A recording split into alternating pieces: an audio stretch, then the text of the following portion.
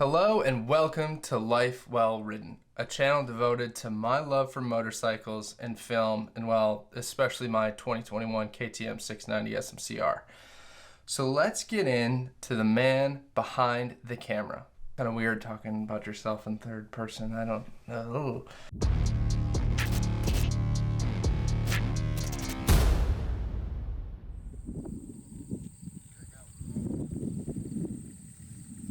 My name is Kason, and I grew up in the early 90s in Joliet, Illinois. As a wee lad, I enjoyed tearing apart everything and trying to get it back together. Most of the time, it wouldn't work.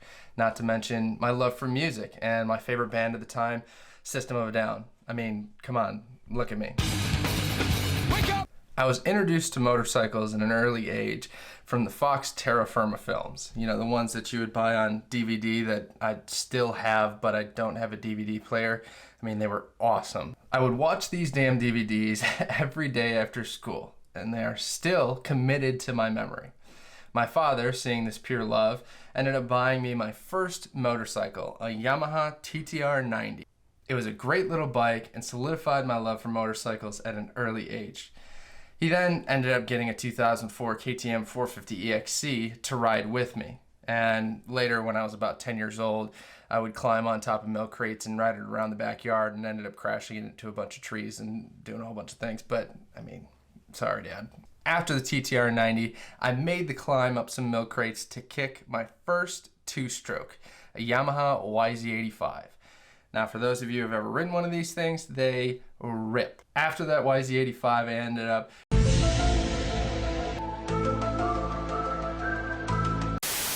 with a KTM 85 SX, and then later on down the road, a KTM 250 SXF. Now, this was my first real big boy bike. It was a big four-stroke to me. I was probably, 14 at the time, not even in high school. And I just remember the first time kicking it over and just the sound of it. It reminded me of all the people that I used to watch on TV, racing Supercross and even going to like the national events. I just remember it so clearly. It was such a distinct sound coming from all these little two-strokes into a big four-stroke. It was an awesome, awesome bike. From there, the dirt aspect started to fall off, and as I turned 18 in February, I was at that DMV in the snow and cold getting my motorcycle license. Now, we converted my dad's 2004 KTM 450 EXC into a Supermoto dual sport thingy, which made it really easy to take that test. And I literally rode home that day in February. And if anybody's familiar with Chicago in February, it's cold. But at least you don't have to shovel heat. It's the worst time of year. Riding around on that 450 was awesome. It was a dirt bike for the street. I could ride it to parties, I could ride it to practice, and I was the coolest kid at school because I was riding a motorcycle. Little did they know that I was wearing a freaking hockey helmet and riding a dirt bike just to get down the street to school. However, my life changed when my father decided to purchase a 2004 Ducati 749S. A lot of things in 2004, and even more will come in 2004. I guess that was a good year, maybe? But this 749S was used, had like 7,500 miles on it, and a whole bunch of modifications, including that Ducati dry clutch. And with the open clutch plate, it sounded like your teeth chattering on a winter morning. Just clack, clack, clack, clack, clack, clack. I mean, it was cool. It was an awesome bike. But now that we own a Ducati, oil changes, aftermarket mods, any other maintenance wasn't done in our garage anymore. I wasn't, the tool hander or really starting to tear into motorcycles. It was now bring it to the dealer. We don't have the tools for it, we don't have the knowledge for it, and we don't want to break it because oil changes are one thing, and I think I remember like $200 or so for an oil change. But if anything broke, break out the wallet because it was just going to get worse. I kept riding that bike for a very long time until I purchased my first motorcycle, or I should say the motorcycle I purchased for the first time with just my money and not the help of my parents. And it was a 2005 Honda CRF 450X. It was already pre-supermotoed and it just was a piece of shit. I'll never buy another Honda again. I had so many problems with it. I'm so glad I sold it. I'll Yeah.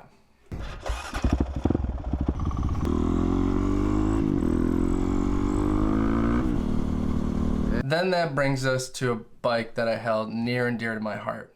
Another new bike, I mean brand new, off the showroom lot, and I purchased it back in 2018. It was a 2019 KTM 250 SX. Yeah, you heard me right, a carbureted two-stroke in 2019, in the era of all these fuel-injected off-road 300s and 250s from KTM that just, I mean, are amazing bikes, have their issues just like anything else. But I didn't want any of that. I wanted essentially a bare-bones Supercross carbureted two-stroke. I didn't want the fancy lights or anything like that, because at that time I was moving out to Henderson, Nevada, or better known in the county area of Las Vegas, Nevada, for a job. And even a carbureted two-stroke, I can fix. I can fiddle around with it. I can change needles. I can adjust idle screws. I can really work on that bike and not have to worry about too many things to go wrong as far as computers and DynoJets and blah, blah, blah, blah, blah, which I run into now, of course. And it was awesome. It was such a great bike. I remember riding out in Nevada. It was so much fun. I had my classic Ford F-150 pickup truck. Life was good. I made so many good friends there riding at Gene, Logandale trails when we'd go out to Glamis, when we'd hit, I mean, so many different areas. Every weekend was focused on off-road riding. And it was the absolute happiest time of my life, because I remember riding here in the Midwest, you basically went to Buffalo Range when it existed, and you went to Fox Valley if it wasn't a race weekend, Joliet MX, the Cliffs, which I went to actually fairly recently, and I didn't like it, but there's just these pockets here in the Midwest that you have to travel to. There's no real open land. In Nevada, you could literally drive and just off the side of the road and ride wherever you wanted. It was the coolest thing in the world. So we would ride so many different places, to like the Pioneer Saloon from Gene. Like, the list goes on and on and on. It was absolutely awesome. I made so many good friends there, and I still miss riding out there. And hopefully I'll take some time next year and drive my happy ass all the way west to do it again. We'll see, depending on if I have a vehicle that can do it. I don't know. While in Nevada, I also bought another 2004 KTM 450 MXC. If you know the difference between the old EXCs and MXCs, it was a 6-speed transmission in the MXC compared to a 5-speed in the EXC, so it was better for desert off-road riding and even better on-road. Anyway, whatever. I bought it from St. George, Utah, and I bought it because my father was coming out, and I was going to gift him that bike, because it was so similar to the 2004 450 EXC that I crashed, that I rode on the street, that I pretty much destroyed. That was his bike. And we went out into the desert, and I told him, don't brake when you see sand, because you'll pretty much immediately go down. You'll wash that front end. It's like skiing. Carry your speed through the sand and you'll be fine. And what does he do?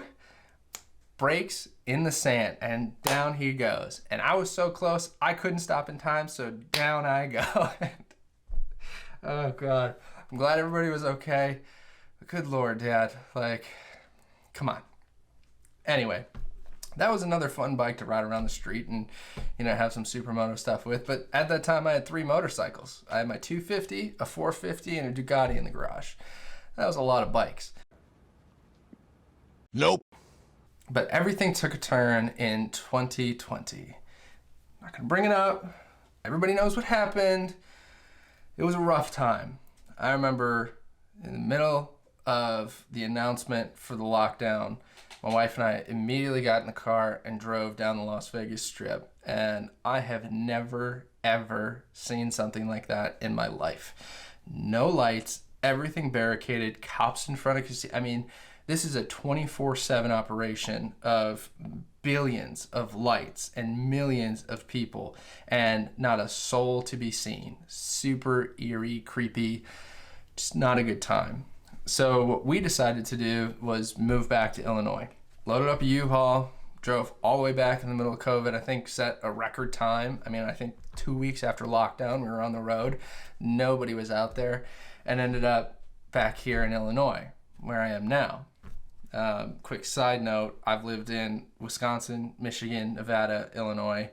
Yeah, a few different places in my life so far. When we moved back, it was basically like nobody was hiring. I was working for $15 an hour at a parts counter, and I had all these freaking motorcycles. So I immediately started selling everything. Before I sold that 250, I went on a couple rides in my parents' backyard, which was pretty fun, and then brought back a lot of memories, definitely riding through that woods again. And then went out to the cliffs in 2020, and it was terrible. I really hated it. I mean, I could have just been doing it wrong, and I didn't know the trails or the map or anything like that. Hi, honey. Trail update. I'm lost.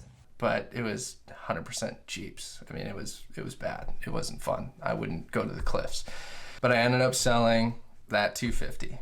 And then my daughter was born. Probably the greatest day of my life. And weeks and months went by, and I didn't have any motorcycles. For the first time in my life, there wasn't a motorcycle in my parents' barn or in my garage, and I felt empty inside. I didn't have anything. There was nothing that I could use to escape my everyday. And that's a part of the reason why I love motorcycles so much, is as soon as I sit on one, everything else melts away.